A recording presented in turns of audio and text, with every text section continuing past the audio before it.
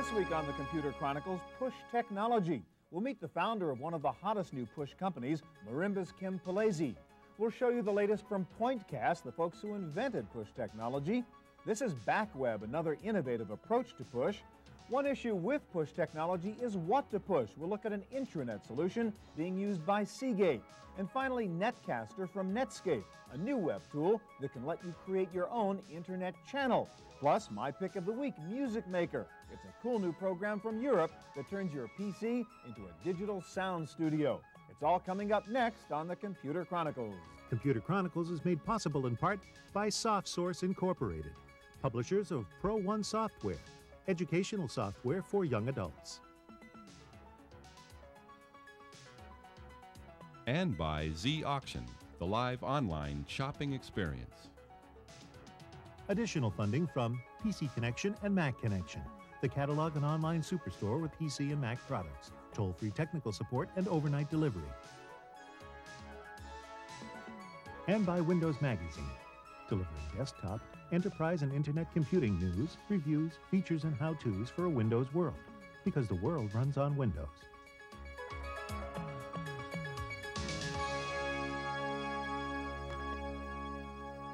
Hi, and welcome to the Computer Chronicles. I'm Stuart Chaffee.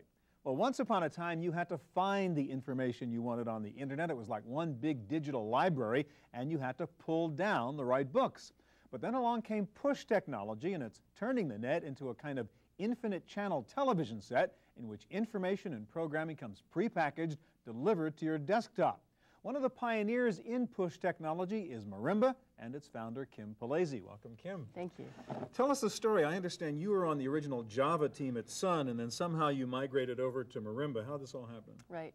Well, by the end of 1995, I'd been on the Java team for a few years, and with 3 other engineers, we started thinking about the next wave of technologies that would be potential on the internet. Post-browser world? Exactly. Yeah, what was beyond just the browser. So we decided to leave and form our own company at the beginning of 1996. All right, but what was the idea? What was the concept behind Marimba and Castanet? The idea was to make the internet a much more compelling, media-rich, and immediate place to be. In other words, with a browser, you click and you wait and wait and wait, and maybe you get some text about half a minute later. What we wanted to do was allow people to click on a button, instantly be in the middle of an application, whether it was a home banking application or a financial portfolio management application, customized to them with rich multimedia. They wouldn't have to wait for it to download across the net. It would have updated since the last time they used it, and they could even use it offline. So it was kind of the next wave of what would be possible to do. So that's the whole idea in push, right? You don't sit there and wait and do it in real time, but it automatically gets into your computer, and then you can do it not being online and with much more multimedia stuff. Exactly. All right, you have one application up here of using Castanet, which I guess is the product. Castanet is our product. And what are we looking at here? This is the home design network, and this would be used by consumers in conjunction with interior designers and architects. And a consumer like myself, I might want to design the interior of my living room or my kitchen, and I would use this application. I would subscribe by clicking a button on the home to the home So your design architect network. has managed to push using Castanet this stuff down to your computer. Exactly. All right, exactly. so what could we do with it? So I just click on the house here, and the first thing it does, it takes me to the kitchen, and I can click on any one of these items here, like the cabinet. Comes up with a little message that says raised panel style cabinetry, gives me some details about it.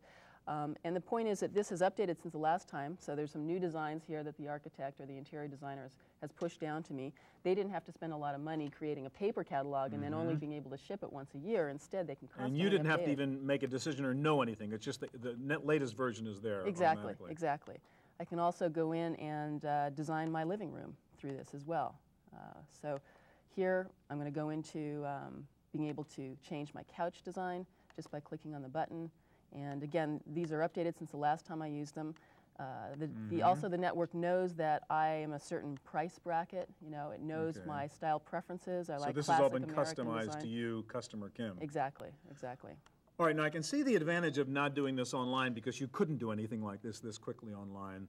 But it kind of looks like we're in some sort of CD-ROM application. What is the advantage of using something like Castanet to do all of this? Several advantages. One is that you don't have to wait for it to download across the net because it's already there on your hard disk. Also, it's updated since the last time you used it. So it launches instantly, it's updated and changed since the last time you used it. And it's full of rich media because you don't have to download it every time you use it, which means that the designer of this application could put a lot more graphics and animations and what have you, the stuff that always takes so much time to download. And I take it I don't have to worry about installing software or wondering what platform it's on or any of that garbage, because that just somehow happens automatically. It's as easy as clicking channels on your television. You never have to install software again. You never have to worry about what a version is or what version you need or any of that. Why? I mean, what's the secret to that? How do you get away with that? Because the software is intelligent. It knows what computer you're running on. It knows what version of the operating system you have. And it knows how to do the automatic installation, and it knows to compare when there's been a change and update with the very latest stuff. It sounds too good to be true. The user can be an idiot, and it actually works, like a telephone system. It's the way software ought to be. Speaking of which, there are other ways to use Castanet technology besides just the web and the PC, aren't there? Right. Yeah, we have a whole a range of customers, and one of our customers, for instance, is Ericsson, the phone company, and they're developing a whole new range of devices, including cell phones. And what you're going to be able to do is access services like restaurant guides or stock quotes on your cell phone. So information would automatically go into some sort of storage device on my phone. Exactly, and that phone would have a connection to the internet, That's wireless. Really cool. Thanks a lot, Kim. Sure. All right, well, we've seen just a tiny bit of what you can do with a tool like Castanet, but in some cases, companies are using Marimba's technology to push down time-critical information to employees in the field. We found one good example at a real estate company in Saratoga, California. Alain Pinnell Realty in Saratoga, California, sells some of the most expensive homes in the country's most expensive housing market. So if clients ask to meet an agent at a sale property, that's where she'll go, notebook, computer in hand. The real estate agents from this office download the newest listings every morning using push technology from Marimba. As sales professionals, not only want to be able to work at their desks, but they want to be able to work at home and to take all of this information to their clients, wherever that may be, at home, in an office, in a car, to have accurate data that they can pull up minute by minute because it changes, instantaneously and often during the day. Agents at Alain Pinnell get more than real estate listings updated automatically. Marimba also pushes software applications across the company's intranet. Network administrators can add, delete, and upgrade software through channels to one, some, or all users simultaneously. When we wanted to update the systems, we had to physically go around to each system and do that, which is very time intensive. And we lose a lot of momentum in doing that. Now we're able to do that automatically from one central site. So that for us is an enormous efficiency factor, and everybody is instantaneously on the same page. Every time a network user loads an application from the channel, Marimba pushes the latest version automatically, and each user can request particular services, data, or programs. If you want specific demographic information, if you want specific tax records, if you're a sales professional and you need very specific information about interest rates on a certain day, we have to be able to make sure that the system does that. And I think Push allows for that.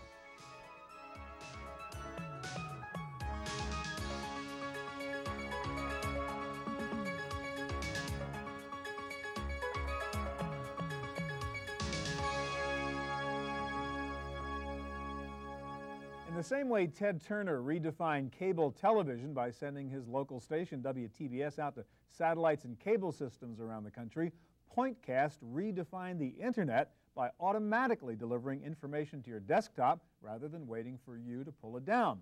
Now Pointcast is set to launch a new improved service, the Pointcast Network 2.0. And Phil, tell us about that. What's going to be different in the new version of Pointcast? A number of things. First of all, we're going to have a sharp new interface that we think customers will really like. It uses less network bandwidth, and also the file size is smaller, so it takes less time to download. All right, let's go back for a second. I talked about Pointcast kind of redefining the Internet. I mean, you guys really made the first major breakthrough and said, wait a minute, there's a different way to think about how you can move information. What was that sort of aha? Well, what we realized was that when people's computers were idle, there was an opportunity there, and there was an opportunity to share information. So what we do is when a customer's computer is not working on a spreadsheet or a word processor, we communicate to them the headlines and other useful information that they really need to know to make smart business decisions. So instead of just watching toasters fly by, something useful could happen during that dead time. Absolutely. No need for toasters or All right, fish. so let's take a look at the current version of Pointcast here, and just give us an idea of what I could do with Pointcast. So I'm a guy sitting in my office, I've got my computer up, nothing particular is happening, so Pointcast takes over, and what can I do with it? Well, here you see our smart screens. This is the CNN smart screen, which is displaying news and information from CNN, and you would see headlines go by. And if you see something that's of interest to you, you can simply click on the headline in the smart screen, and you'll pull up the Pointcast channel viewer. All right, did CNN pop up because I asked to default to CNN, or Pointcast just puts it up there? How does this happen? You've selected a number of different channels within Pointcast. So I'm subscribing to a couple of channels. You select a number of different channels, and as your computer is not doing other work, it rotates through on the smart screens the channels to which you subscribe. So now we're into the CNN channel, and here's an article on a hotel suite for visually impaired people. And if I were in the hotel industry, this may well be an article that was of interest to me. Now, so this is like watching CNN only in text, sort of with pictures, huh? You get text, you get pictures, and it's all delivered directly to your desktop for free. All right, so on the left there, I can switch channels as if I were watching TV in a sense? You sure can. So here you've got with CNN, national news, you've got world news. You can also select weather information, company-specific information. Let's take a look at that. So let's say, for example, that I'm in the semiconductor industry and I compete with Intel. Well, here I can go to the company's channel and I can get information on Intel's stock price, the trading volume, and all of these articles about Intel so that I know exactly what they're doing at any point in time. So there's a ton of stuff out there, and it's automatically pushing that stuff to me so I can access it when I want it. Exactly right. All right, I want to ask you to move quickly. You've got a new network coming out there called, what, the College Network? It's the Pointcast College Network. And this is a sort of subset with content designed for kids in school, is that the deal? Yeah, the Pointcast College Network is specifically designed for people who are in college. We found, as we did our research, that there are over 14 million college students that are out there. And they're an incredibly wired population. They're all on the net, sure. Yeah, 83% of them use the internet regularly. Right. And we thought that, rather than have them get their news from Seinfeld, what other way can we possibly think of? And of course, it's nice to get advertisers who want to talk to college students. They're a very elusive group of people to get to. All right, so is this the College Network? This is the College Network. So obviously you got music and all this cool stuff that the college students are interested in. They get all the channels that they would usually get on the Pointcast Business Network, plus college-specific channels. So here, for example, we're looking at the Music Zone channel, and we can see information on a band that I'm interested in, Catherine Wheel, which is making a tour of New Jersey. And University Wire, we might take a look at that channel as well, delivers information to you on 120 different campus newspapers, all this data flowing right to you. So again, I'm sitting there in my dorm, I'm doing my homework, but I'm working over here, and meanwhile all this stuff is coming out there. And I've got like this television imposed on top of my PC the whole time. Whether you're looking for campus news, job news, what have you, it's all here delivered for you for free. All right, so that's Pointcast. Thanks a lot. You bet. Thank you. All right, now one of the big moves to the internet was by major corporations setting up websites as marketing tools for their products. Only problem was you had to surf all over the place to find the information you wanted. Then along came something called backweb, a kind of new approach to pushing information to you and converting you, I guess you'd say, from a surfer to a subscriber. Is that the mentality now? That's correct, Stuart. You can subscribe basically to any kind of data that's important to you in your daily business. Whether I'm an employee in a corporation or whether I'm a user of the internet subscribing to data that interests me or content that interests me. So what backweb does is it enables you to build essentially your own Pointcast network, either inside of a corporation or outside of a corporation to communicate with customers or so partners. I'm the guy who used to just have a website and waited for people to come to me and find it. Now I can push down this channel in the same way we were just looking at on a Pointcast? Exactly, whether it's an external website or whether it's a website internal to your own company. So it could be internet or intranet. All right, show us a couple examples of the way people would use backweb, David. Certainly. So if I'm an internet user, it's the same idea. It's automatically coming down in the background and it's sending this information down when I'm not otherwise using my computer. Exactly. And then when I turn around, lo and behold, all this stuff is here. That's correct.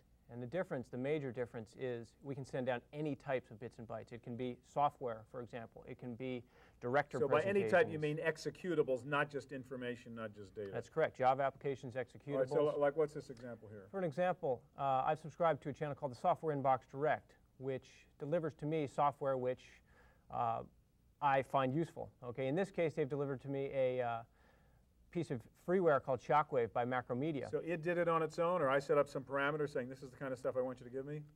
I specified what I wanted to receive and subscribe to when I subscribe to the channel.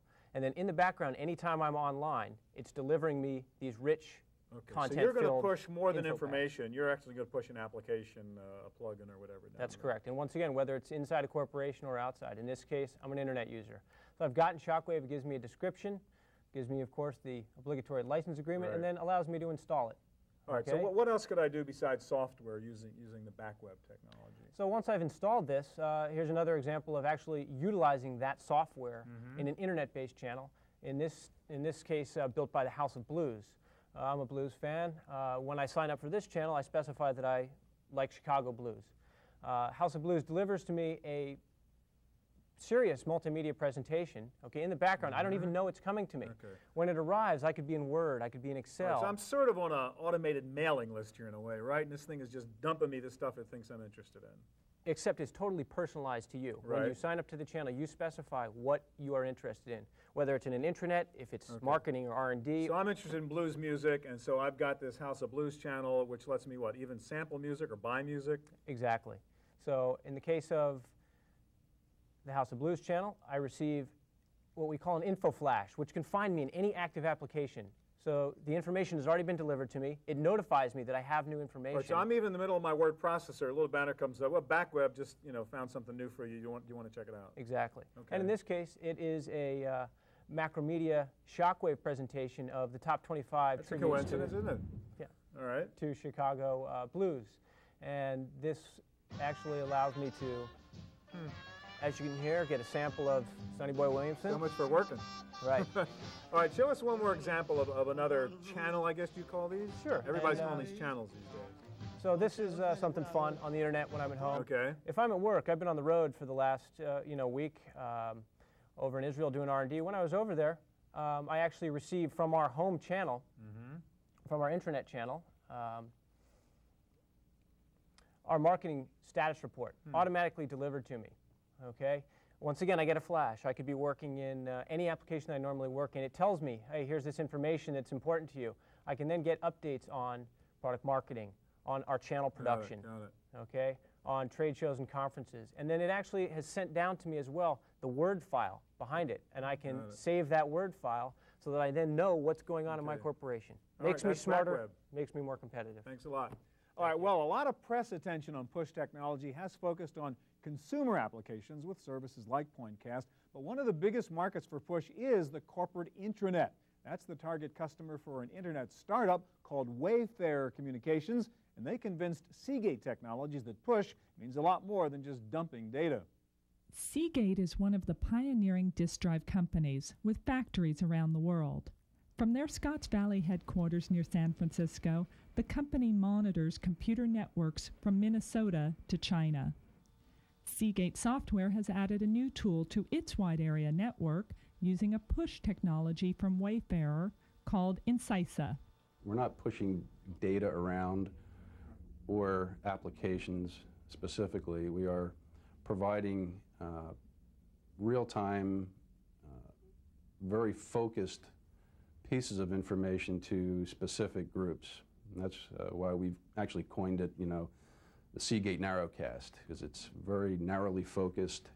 Seagate decided to start out by pushing network alerts and announcements, keeping managers informed about malfunctions, repairs, and anomalies. The Incisa administrator can also add or delete people, groups, and regions, as well as determine the speed of delivery.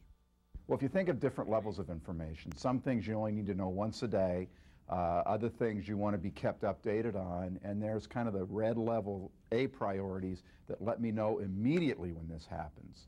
So for example, let's say you're in the manufacturing arena and you want to know when your widgets are running low or when they hit a certain number. That can be delivered immediately to your desktop. Along with sifting priorities, Incisa's smart push approach maintains a constant connection between the server and the client. The user doesn't need to poll the system to look for messages. Well, if you think of just pushing massive amounts of information at you, you know, it's the proverbial trying to get a drink out of a fire hydrant. What we do is smart push by pushing to you or delivering to you just the information you've asked for to run your piece of the business. For the Computer Chronicles, I'm Sarah O'Brien.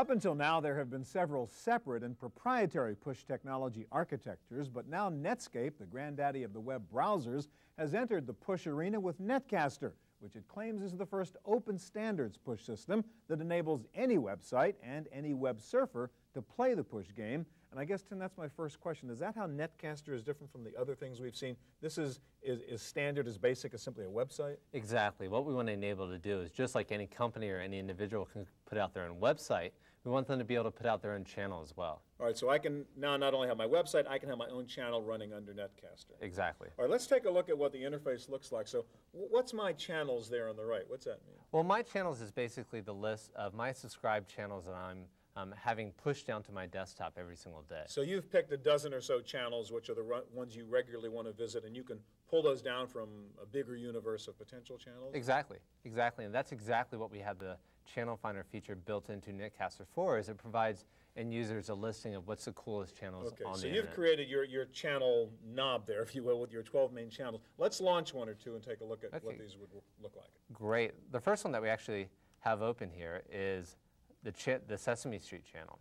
And what the Sesame Street channel is basically a coloring book for kids of all some of the exciting... but every day this would be different, I assume? Because in the background the day before a new book came down. Exactly. Two main things. The first thing is you don't have to wait for this to download when you go to the website because it came down in the background. And the second thing is you're subscribed to this and it keeps changing every single day. All right, so I could, and that's, again, an interactive program. It's dynamic, so I could go on there and paint and do stuff. So it's like a piece of software that's coming to my computer every day. Very much so.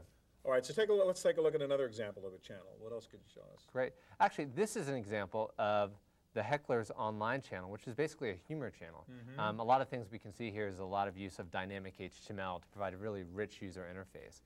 And again... So what do I do here? This is just sort of fun and jokes and stuff? Exactly. This is entertainment. Very much jokes, humor, things like that coming down. It's a channel. But I can actually personalize this, as many other channels, to get the type of interest that I'm looking for. All right, so one approach to Netcaster is this channels thing, which we've seen elsewhere. But you have another interesting one, which is called WebTop. Now, what is that? What approach to push is that? Exactly. So channels provides personalized dynamic content brought to the desktop. Now, what the WebTop does is it provides two main things. One is it provides a piece of real estate for this push content to live into in such an area that it takes over the whole desktop.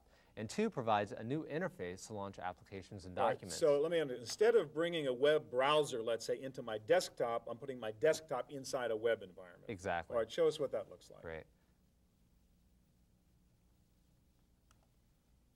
This is actually an example of a fictitious WebTop that we've created called Regent.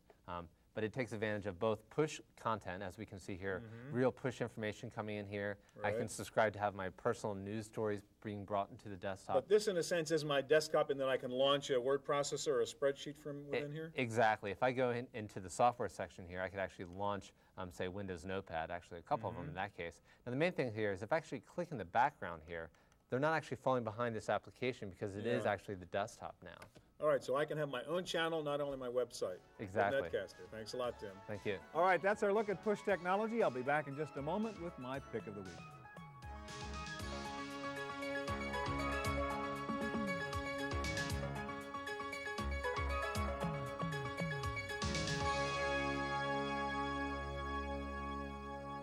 For some time, we've seen the computer being used to turn music into an interactive experience. There were early simple ventures into user-controlled interactive music with programs featuring artists like Todd Rundgren, Prince, David Bowie, and Peter Gabriel. Some of these early titles let you arrange music or remix music, but now a German company called Magix Entertainment has taken interactive music one step further by bringing the modern technique of sampling to the PC. The program is called Music Maker, and it lets you completely create a song from a collection of over 1,200 CD-quality music samples. All you do is drag and drop a bass line, a drum line, a guitar, and a keyboard, and mix them together. The interface is simple, offering real-time feedback. The music samples are coded by style and rhythm, so it's easy to find combinations that go together and sound like real music, even for a novice. The basic software comes with a variety of styles, from hip-hop to techno to ambient to funk, and once you get good at this, you can buy additional CDs with even more sampled tracks. This is a fun program, which is simple to use for the novice, incredibly powerful for the real musician. The software has been a big hit in Europe, and it's now being released in the States. It's called Music Maker from Magix Entertainment, retail price only $49. That's it for this edition of the Computer Chronicles. We'll be back here again next week with more of the latest in computer and internet technology. I'm Stuart Chaffee. Hope to see you here next time. Computer Chronicles is made possible in part by SoftSource Incorporated, publishers of Pro One software, educational software for young adults. And by Z Auction, the live online shopping experience. Additional funding from PC Connection and Mac Connection, the catalog and online superstore with PC and Mac products, toll-free technical support and overnight delivery.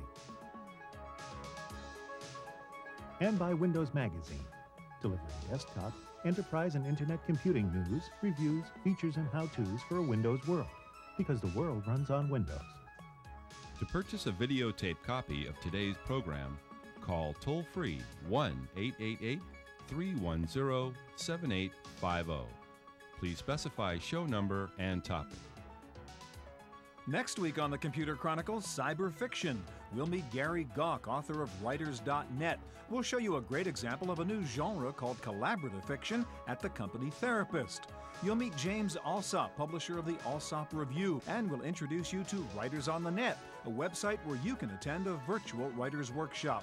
Plus, comic books are a form of fiction, and we'll show you a cool website featuring cyber comics. And my pick of the week, a new color flatbed scanner for under $100. It's all coming up on the next edition of the Computer Chronicles.